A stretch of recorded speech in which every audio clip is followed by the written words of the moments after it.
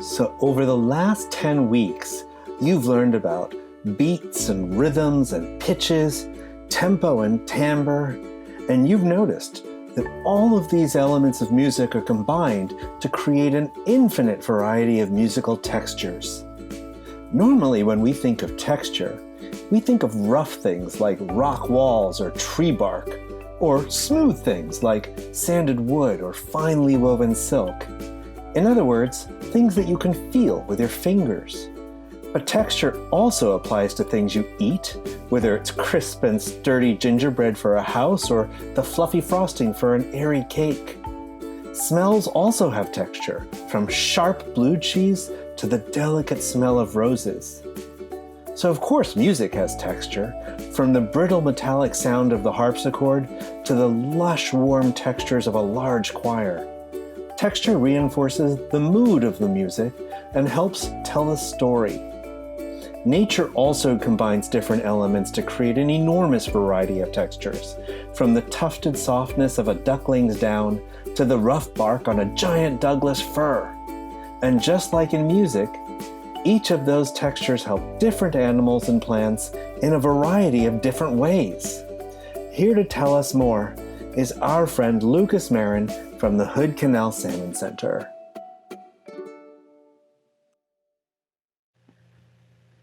Hello everyone, I hope you're all doing well this week. We've talked about many things over the past few months, and I hope you have enjoyed learning about fish, birds, whales, leaves, and other pieces of the Hood Canal watershed as much as I have had fun teaching you. Today, we're going to talk about textures. Now, textures, as you know, can come in many forms. So we're going to talk about a few big ones that are common in the Hood Canal and Washington at large. First, we have to talk about salmon, of course, particularly what they're doing in nearby streams this time of year, spawning. After leaving the streams they're born in and getting nice and big for 3 or 4 years out at sea, they return to the same stream to prepare their redd and lay eggs. Now, a redd with 2 Ds, R-E-D-D, is what we call a salmon nest, and they build it in the gravel in the bottom of the stream or river. Generally, salmon will actually return to within the same few hundred yards of stream that they were born in, because they know this is good habitat and it was good enough to make me, so I'm going to use it too. Remember, this is after they've traveled 3,000 miles out in sea. They get to the same few hundred yards. It's pretty cool. But what makes these areas spawning grounds so unique, and why do salmon like them? Well, it actually has to do with the texture of the bottom of the stream bed. Salmon look for areas with perfect stream bed gravel.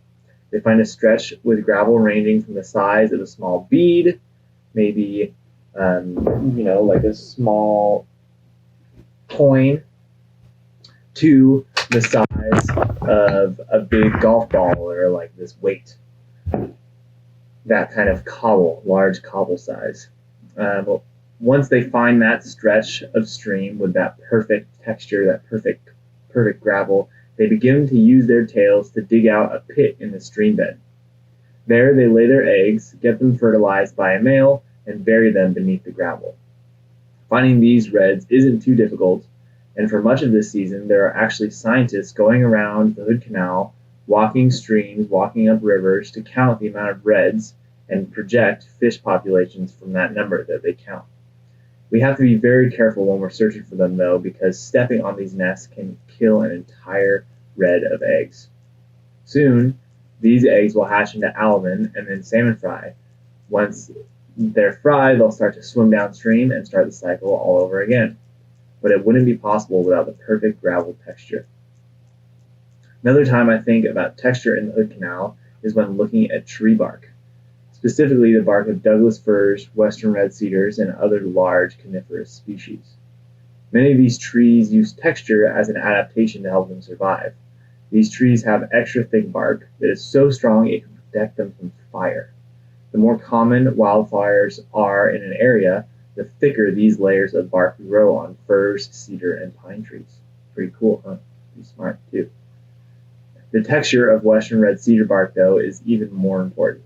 To this day, native Salish people who have lived in the Pacific Northwest for thousands of years use cedar bark for all sorts of different purposes because of its soft texture. The bark is able to be formed into cord for binding, strips for weaving into hats or other clothing.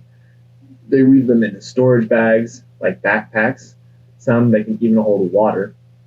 They also use the inside of the tree to build canoes because it is so water resistant and resistant to rot. So next time you're nearby a cedar tree, there's probably not one too far from you right now, go rub your hand on its bark. And don't worry, it's so soft that it's actually impossible to give you splinters. Textures are widespread in nature, and those are just a few of my favorites. When you start to look closely at the natural world around you, you may find some even cooler patterns or textures. And remember, sometimes it helps to get down on your hands and knees or really get your nose to something to make a discovery. All right, enjoy.